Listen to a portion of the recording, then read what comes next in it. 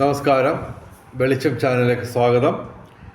2025 November 16 മുതൽ November 23 വരെ മകരം രാശി എന്ന് പറയുമ്പോൾ ഉത്രാടം അവസാന 3 പാദം, തിരുവോണം, അവിട്ടം ആദ്യ 2 പാദം. മകരം രാശിക്ക് അത്യധികം ഗുണാധിക്യമുള്ള ദിവസങ്ങളാണ്.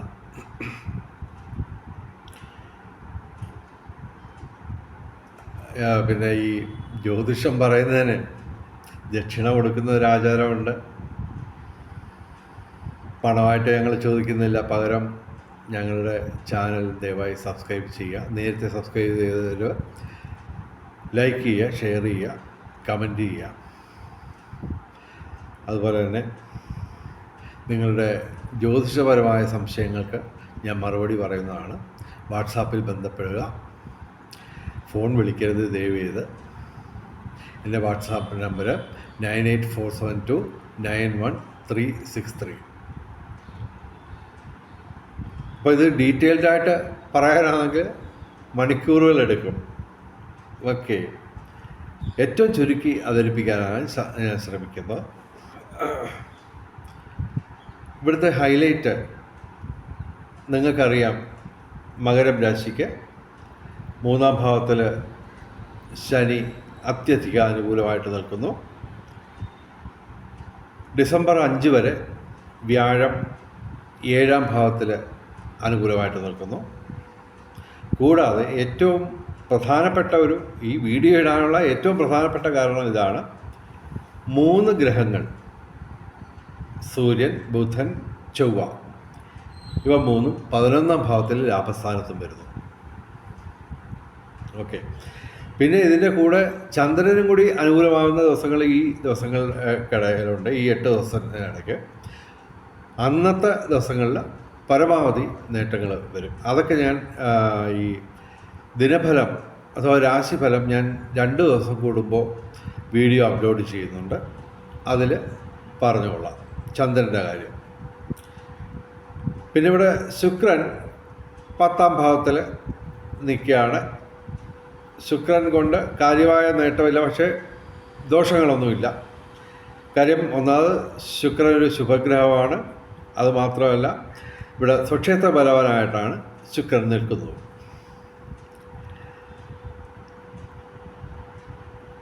അതുകൊണ്ട് ശുക്രൻ്റെ ഭാഗത്തുനിന്ന് നമുക്ക് ദോഷമൊന്നും വരില്ല. പിന്നെ സർപ്പവും ശിഖിയും അനുകൂലമല്ല. അപ്പോൾ ഈ ദിവസങ്ങളിലെല്ലാം തന്നെ പൊതുവായിട്ട് പറയുമ്പോൾ ഗുണവർദ്ധനവിന് വേണ്ടി, ഭാഗ്യവർദ്ധനവിന് വേണ്ടിയാണ് പറയുന്നത്.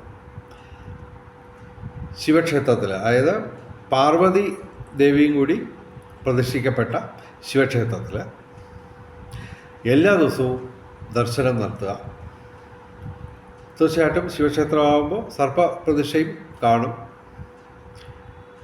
ദർശനം നടത്തുക സർപ്പപ്രതിഷ്ഠയുള്ള ക്ഷേത്രങ്ങളിൽ. പിന്നെ നവഗ്രഹ പ്രതിഷ്ഠയുള്ള ക്ഷേത്രങ്ങളിലും ദർശനം നടത്തുക.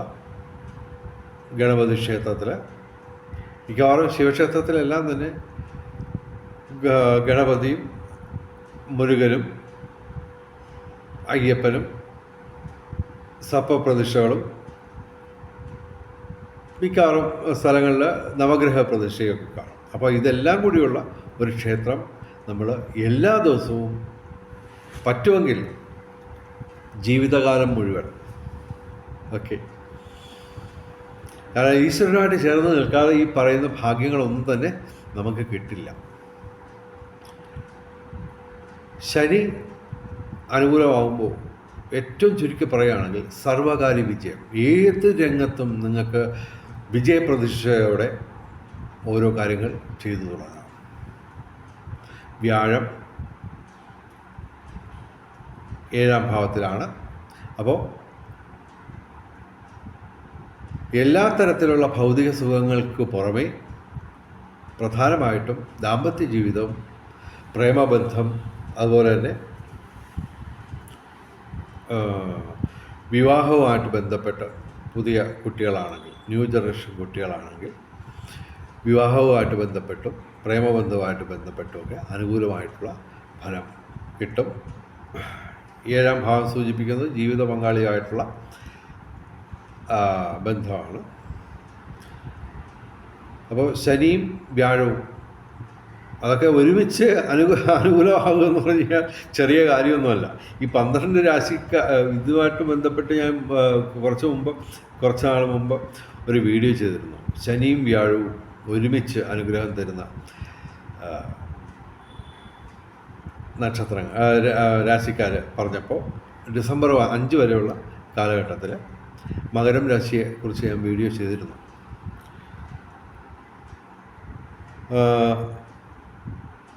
ഇവിടെ 3 ഗ്രഹങ്ങൾ ഒരുമിച്ച് വൃശ്ചികം രാശിയിൽ വരുന്നു. നവംബർ 16-ന് 1:39 ഉച്ചയ്ക്ക് 1:39 PM സൂര്യൻ വൃശ്ചിക രാശിയിലേക്ക് വരുന്നു. നേരത്തെ തന്നെ കർമ്മഭാവത്തിൽ 10ാം ഭാവത്തിൽ നിൽക്കുമ്പോഴും സൂര്യൻ അനുകൂലമാണ് മകരം രാശിക്ക്. എങ്കിൽ ഇവിടെ 11ാം ഭാവത്തിൽ ലാഭസ്ഥാനത്ത് ഏറ്റവും അതിശക്തമായ രീതിയിൽ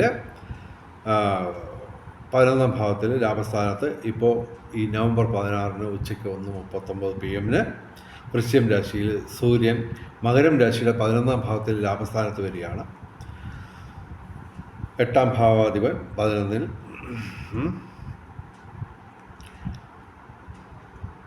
9ാം ഭാവാധിപൻ 11-ൽ, 1ാം ഭാവാധിപനും 4ാം ഭാവാധിപനും 11ാം ഭാവാധിപനും 11ാം ഭാവത്തിൽ.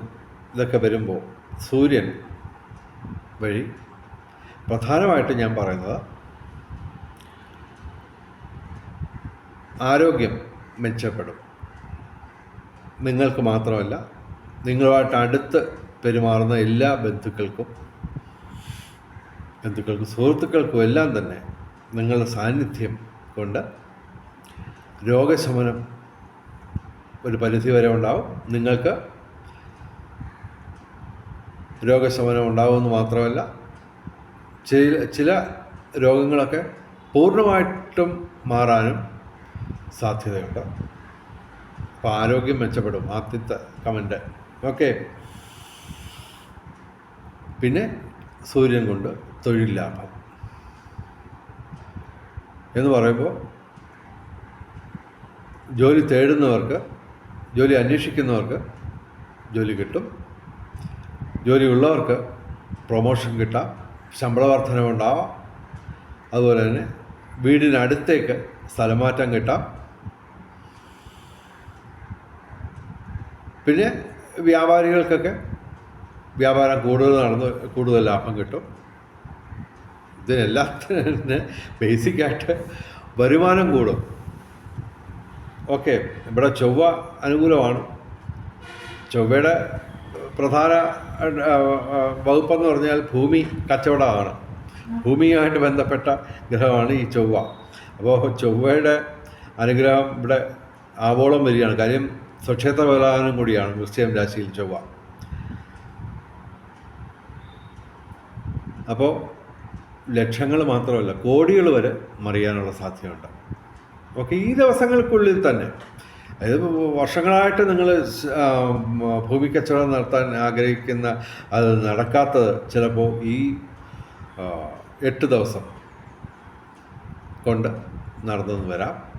കുറഞ്ഞ പക്ഷം അഡ്വാൻസ് വാങ്ങിക്കാനെങ്കിലും പറ്റിയെന്ന് വരാം. അപ്പോൾ ഭൂമി കച്ചവടം എന്ന് പറഞ്ഞാൽ ലക്ഷങ്ങളും കോടികളുമാണ്. ഓക്കെ. സൂര്യൻ അനുകൂലമായതുകൊണ്ട് അത് ഈ വൃശ്ചികമാസം മുഴുവൻ സൂര്യൻ അനുകൂലമാണ്. 23-ാം തീയതി, നവംബർ 23-ാം തീയതി ബുധനൊന്ന് മാറുന്നുണ്ട്. എന്നാലും അത് തുലാം രാശിയിലോ മറ്റോ ആണ്. അതെ, തുലാം രാശിയിലേക്കാണ് 23-ാം തീയതി മാറുന്നത്. അപ്പോൾ ഈ 8 ദിവസമല്ല, സൂര്യനും ബുധനും ചൊവ്വയും അനുകൂലമായിട്ട് നിൽക്കുന്ന ഈ ദിവസങ്ങൾ മാത്രമല്ല, വീണ്ടും ഉണ്ട്. എങ്കിലും കോൺസെൻട്രേറ്റ് ചെയ്യുന്നത് ഈ 11ാം ഭാവത്തിൽ ഇവർ 3 പേരും കൂടി കിണഞ്ഞ് പരിശ്രമിക്കുകയാണ് നിങ്ങൾക്ക് നേട്ടങ്ങളുടെ ഘോഷയാത്ര ഒരുക്കുവാൻ. ഓക്കെ. അപ്പോൾ എല്ലാ തരത്തിലുള്ള തൊഴിൽപരമായിട്ടുള്ള നേട്ടം സൂര്യൻ കൊണ്ട്. പിതൃഗുണം നോക്കണം. സൂര്യനും ചൊവ്വയും ഇവിടെ അനുകൂലമാണ്, അതും പരന്ന ഭാവത്തിൽ തന്നെ നിൽക്കുന്നു. ചൊവ്വ സ്വക്ഷേത്ര ബലവാനും കൂടിയാണ്. അപ്പോൾ ഭൂമി കച്ചവടം നടക്കാം. അതുപോലെ തന്നെ പിതൃസ്വത്ത് ലഭിക്കാം. അതല്ലെങ്കിൽ നേരത്തെ കിട്ടിയ പിതൃസ്വത്തിൽ നിന്ന് നേട്ടം എന്ന് പറയുമ്പോൾ കൃഷി കൊണ്ടും റിയൽ എസ്റ്റേറ്റുമായിട്ട് ബന്ധപ്പെട്ടും, അതല്ലെങ്കിൽ വസ്തു ലോൺ വെക്കുകയോ അങ്ങനെയൊക്കെ ചെയ്ത് നേട്ടം ഉണ്ടാവാം. പിന്നെ പിതൃഗുണം പല രീതിയിൽ ഒരുപാട് ഡയമെൻഷനിൽ വരും.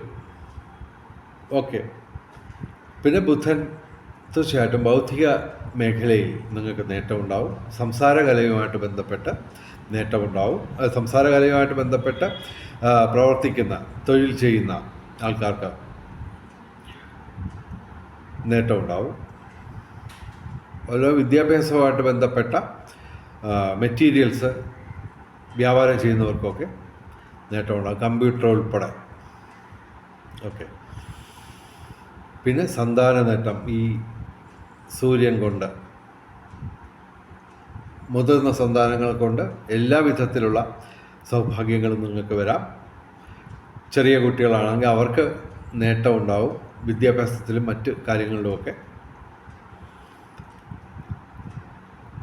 പിന്നെ സന്താനങ്ങൾ പ്രതീക്ഷിക്കുന്ന ദമ്പതികൾക്ക് ഒരു കുഞ്ഞു പിറക്കാം. ഓക്കെ. അപ്പോൾ സൂര്യൻ കൊണ്ട് ഇതുപോലുള്ള കാര്യങ്ങൾ മാത്രമേ ഞാൻ പറയുന്നുള്ളൂ, വേറെ നേട്ടങ്ങളുണ്ട്. പിന്നെ ചൊവ്വ ഭൂമി ക്രയവിക്രയം പ്രധാനമായിട്ടും, അതിവിടെ സ്വക്ഷേത്ര ബലവാനും കൂടിയാണ്. സ്വക്ഷേത്ര ബലവാനായിട്ട് ഈ മകരം രാശിയുടെ 11ാം ഭാവത്തിൽ ചൊവ്വ നിൽക്കുമ്പോൾ ഭൂമി ക്രയവിക്രയം, കൃഷി, റിയൽ എസ്റ്റേറ്റ് മേഖലയിൽ നേട്ടമുണ്ടാവും. അതുപോലെ തന്നെ രാഷ്ട്രീയ പൊതു രംഗങ്ങളിൽ നേട്ടമുണ്ടാകും. എന്ന് പറയുമ്പോൾ ചൊവ്വ മാത്രമല്ല, ശനിയും സൂര്യനും വ്യാഴവും ഒക്കെ ഇവിടെ അനുകൂലമാണ്. അപ്പോൾ ഉറപ്പായിട്ടും നിങ്ങൾക്ക് രാഷ്ട്രീയ രംഗത്തും പൊതുരംഗത്തും ഉയർച്ച ഉണ്ടാവും. പിന്നെ നിയമപരമായിട്ടുള്ള പ്രശ്നങ്ങളൊക്കെ എന്തെങ്കിലും ഉണ്ടായിട്ടുണ്ടെങ്കിൽ അതിനുമൊക്കെ ഒരു പരിഹാരമാകും. ചുരുക്കത്തിൽ ഈ 8 ദിവസം നിങ്ങൾ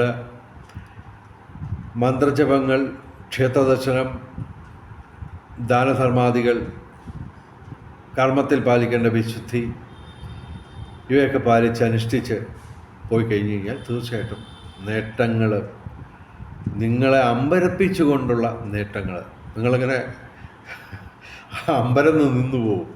ഈ പലതരത്തിലുള്ള സൗഭാഗ്യങ്ങൾ വന്ന് ഘോഷയാത്രയായിട്ട് വരുമ്പോൾ, ഈ പണം വരുമ്പോൾ എല്ലാം കൂടെ ഒരുമിച്ച് വരുമെന്ന് പറയുന്ന കണക്ക് ഇവിടെ അങ്ങനെയുള്ള ഒരു കാലഘട്ടത്തിലൂടെയാണ് നമ്മുടെ മകരം രാശിക്കാർ കടന്നു പോകുന്നത്. പിന്നെ ഈ നമ്മുടെ യൂട്യൂബ് ചാനലിൽ നെഗറ്റീവ് കമൻ്റ് ഇടുന്ന ഒരുപാട് പേരുണ്ട്. തീർച്ചയായിട്ടും നമ്മൾ അതിനെക്കുറിച്ച് സംസാരിക്കുന്നില്ല, പ്രതികരിക്കാറില്ല. കാരണം പക്വതയില്ലാത്ത ആൾക്കാരാണ് അങ്ങനെയൊക്കെയുള്ള പ്രവർത്തികൾ ചെയ്യുന്നത്. തീർച്ചയായിട്ടും അവരുടെ കാര്യം ഈശ്വരൻ തന്നെ തീരുമാനിക്കട്ടെ.